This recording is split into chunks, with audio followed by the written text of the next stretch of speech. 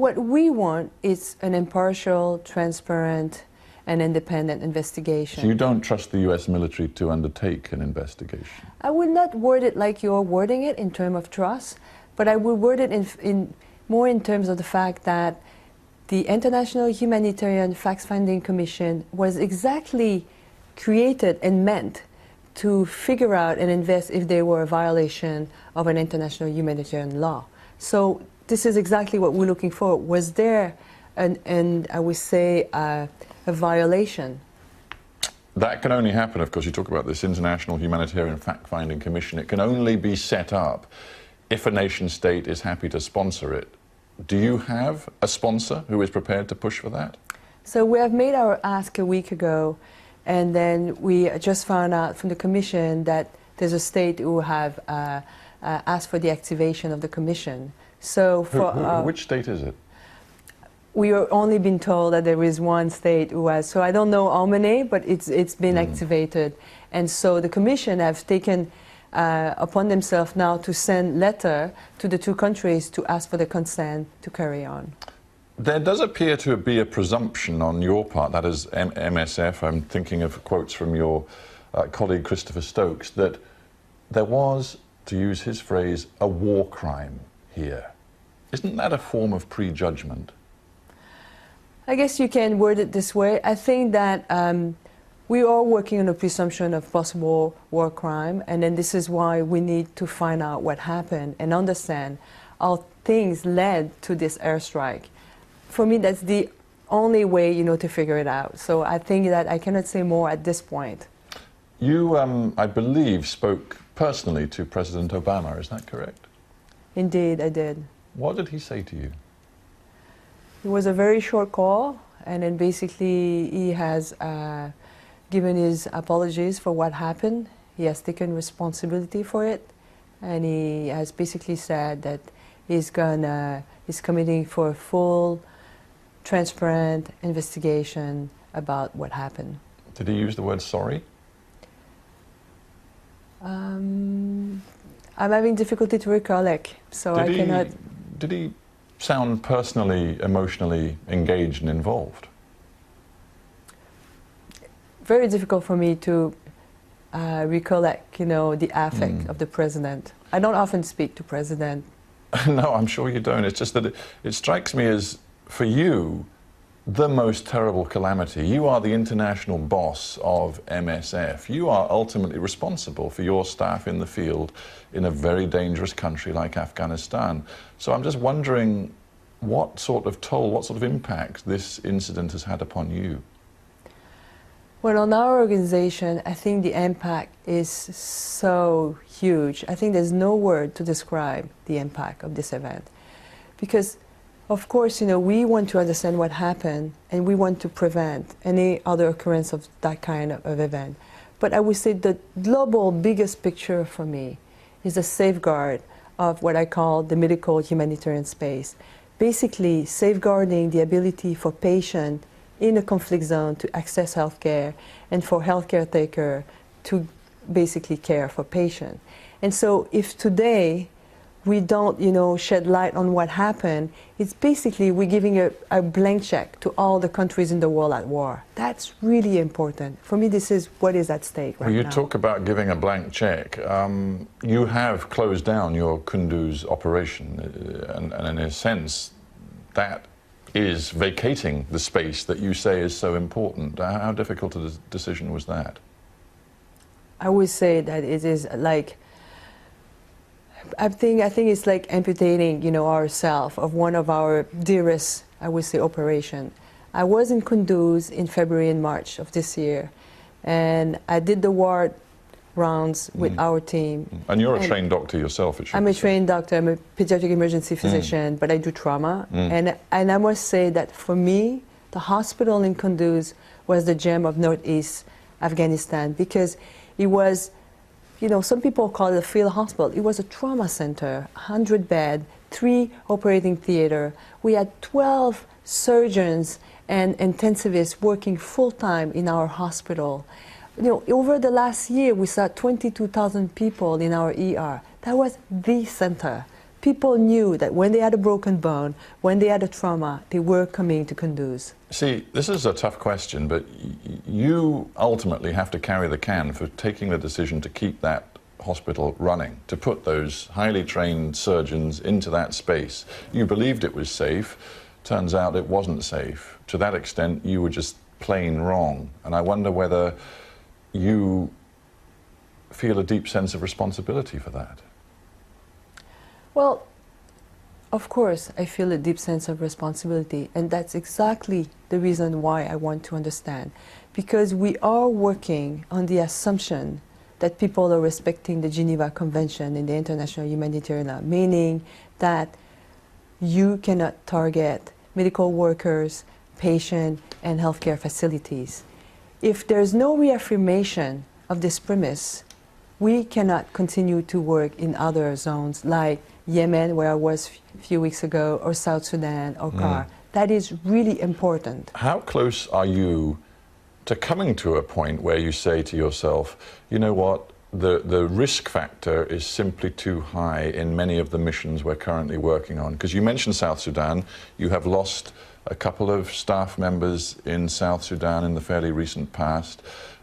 Clearly, in that country, there are grave risks faced by your doctors, your medics, people doing your work. Same in Yemen. Are you beginning to think that you've accepted too much risk in the past? We ask ourselves this question every single day. And every single day we reassess where we are. And it is always a very difficult reflection that we have. And so I totally agree with you, you know, that this is difficult. And then there's no, I would say, one-size-fits-all answer per context. It's just like we have to look at each context, and it's case by case. And sometimes, you know, we don't have all the elements, but we do hope, you know, what we have locally, regionally, in terms of insurances, we can keep working. But in a sense, and I know this from my own experience as a journalist working in conflict zones, you know, you find some doctors, sometimes quite young, who are so motivated to go and help people.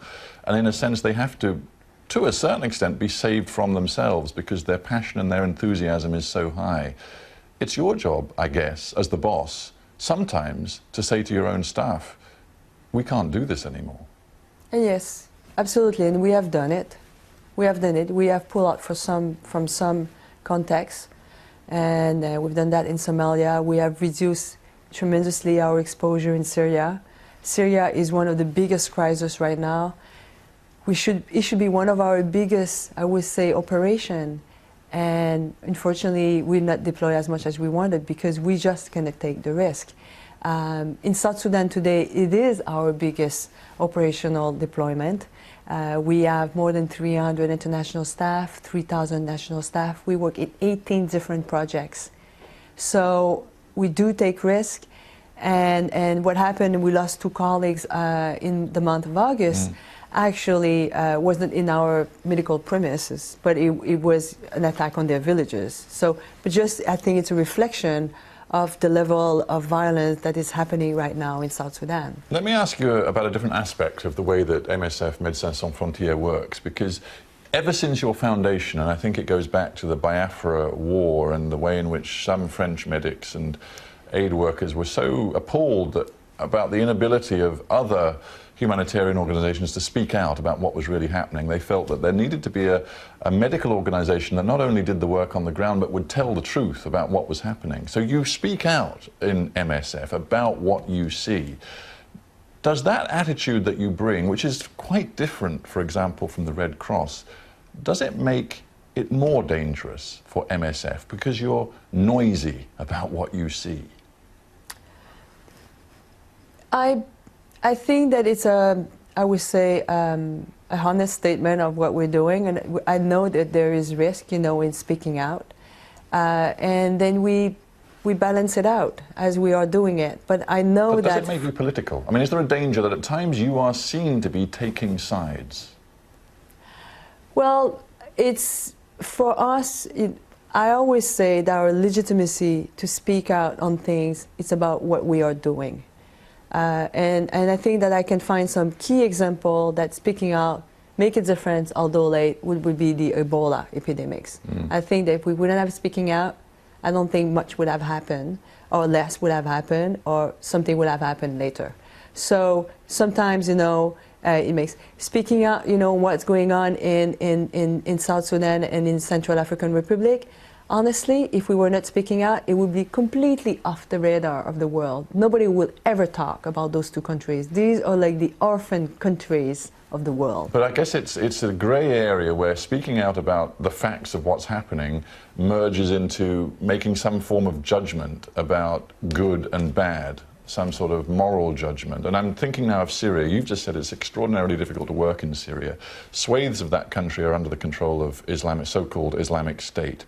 Here's a question. Would you be prepared to cooperate with, have a dialogue with, and coordinate with Islamic State to enable you to offer medical assistance to the civilians under their control? Well, just to be clear, in all the conflict zones where we are working, we're talking to all the parties in the conflict. So this wouldn't be different, if we were able to carve ourselves a space to work in Syria. Right now, we haven't been able to secure any insurances with ISIS in terms of dialogue at high level. Are you talking to them at any level at all? We're talking at some sort of local level, but it's right now we don't have the insurances that we are seeking for to go and work in ISIS control area. Right, but to be clear, I mean, we're talking about an organization which is a self-declared jihadist organization, which we know from various independent accounts uses murder, torture, rape, enslavement as tools for the projection of their power. But you would be prepared to coordinate your activities with them, despite, it's just a question of where moral lines are drawn or whether the moral lines are irrelevant. Well, what we are interested about is to give access to healthcare to a population that doesn't have it. So that's what we're trying to negotiate in terms of space. That's simple as that. No judgments at all. So we're trying to do that, and at this stage we're just not able to do that. I mean, when one looks at Syria, you do work with Assad, for example. Does it enter your mind that if you were to be offering healthcare, medical support in IS areas, then that may jeopardize your position inside the Assad-controlled areas? Do you work on that basis? You understand where you're trying at, but we are an impartial organization, so we're trying to work on both sides of the conflict. And so we are working on the Assad side, and we're not working as well at the extent as we would like. We're working, through a network of physicians in terms, and we're doing donation. We've never been granted to have our own international staff. But I guess what I'm getting to, and it goes back to what we were saying about the Kunduz attack. I mean, you've used the phrase war crimes in connection to what the Americans did on October 3rd.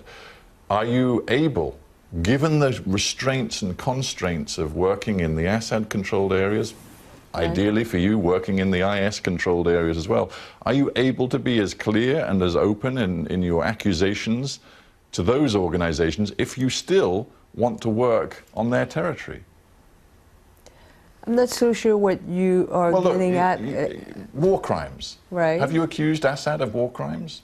Well, the thing is, what we are doing in terms of Kunduz is something that we are directly involved. So this is exactly on the same, I would say, logic of we talk about things that we know. We talk about things when we care. So I can talk about a child in Central African Republic because I care for that child. I can talk about what happened in Kunduz because we had staff there and we've been working there since 2011. But on other things that is happening, and it doesn't take anything away from what may have happened, if I'm not there as an actor, I don't have the legitimacy and the right to talk about it. This is for us, the basis of how we speak out on things. Let me ask the question in a different way and base it on experience from MSF, actually before you took over, but I'm sure you're aware of these cases. People talk about compromises that were made by MSF, and nobody's denying the courage and bravery of your staff, but in Sri Lanka, for example, in 2009, in Somalia in 2011, I think there was a feeling even inside the organisation that some uncomfortable compromises were made with the regimes who controlled certain areas simply to allow your staff to continue their medical work. Are those compromises justifiable? I think it's very difficult to say what is justifiable or not justifiable. For example, paying a tax to Al-Shabaab to allow you to keep working in Al-Shabaab territory in Somalia. Yeah, this is like the usual question I get during an interview, and the reality is this: wherever we work, we do pay a tax to import goods. This is what we do in all the places we are, and so when we were in Somalia, we were paying, to the authorities where we were a sort of a tax, yes. I'm just looking at the words of Benoit Leduc, the head of mission for MSF France. He said, each Al-Shabaab demand leads to more discussions on restrictions that we may be prepared to accept. It's the sort of thin end of the wedge argument that once you start making concessions to a group like Al-Shabaab, it does involve some difficult moral compromises. Yeah, I don't disagree with you. We are facing, every single day in the 63 different countries where we work, we face dilemma and difficult choices, and sometimes, some of those choices are harder than others. And what's interesting about MSF is that you have a machinery inside the organisation for reviewing what you do, sort of almost internal self-criticism. We're very good at this. So let's, in the spirit of self-criticism, can you think of any places where you think you got it wrong? What I find always difficult is when we leave a place and when we speak out. And this is a very personal, I would say, take on this. Sometimes I find that we do somehow please our mind about taking a stand.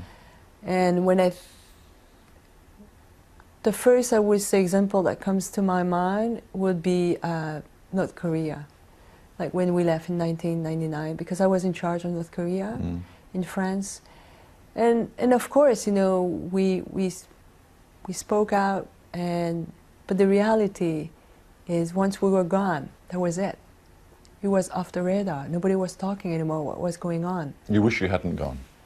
It's wish or not wish, but the thing is, I think that we need to be, to have some insight about what is the cost of leaving on those principles. And I think we should have principles and we should, I would say, enact them, but there's a cost. It's like, there's no access to healthcare in some places in this country, and we know that. A couple of thoughts before we end. One about the way in which humanitarian focus in the world is to a certain extent driven by international media priorities, and I wonder whether you sometimes feel that they get skewed. For example, in the last few weeks and months, there's been so much emphasis on the humanitarian suffering involved with the migration crisis, largely driven by the Syria war, but other factors as well.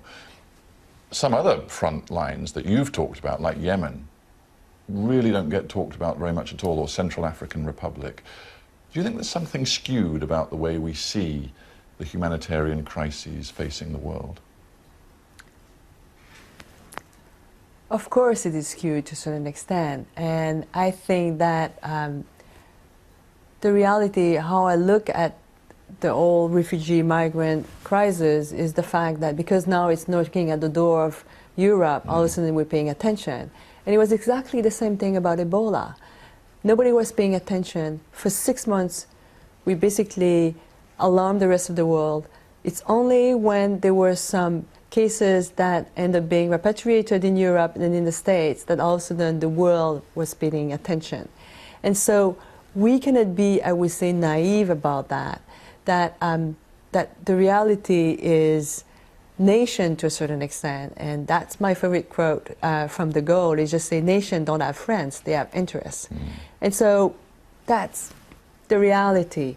I really do think, and this is why we're speaking out, because we don't talk enough about Yemen. Right now, one of the biggest, I would say, conflict that is going on, and then where every day our team is being exposed to airstrike, is in Yemen.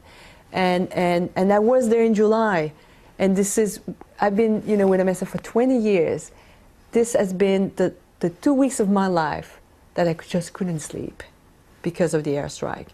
And then since March, we've treated more than 1,300 patients were wounded. This is massive. In terms of figures for MSF, this is massive. A final thought then, because you've spent the last 20 years of your life pretty much in MSF and now you lead the organisation. Are you any more confident than you've ever been that the world, all of us collectively, are any better at coping with humanitarian emergency than we were when you started in this business?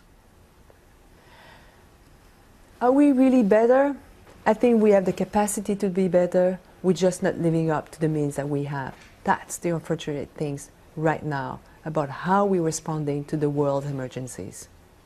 Joanne Liu, we have to end there, but thank you very much for being on Hard Talk. Thank you.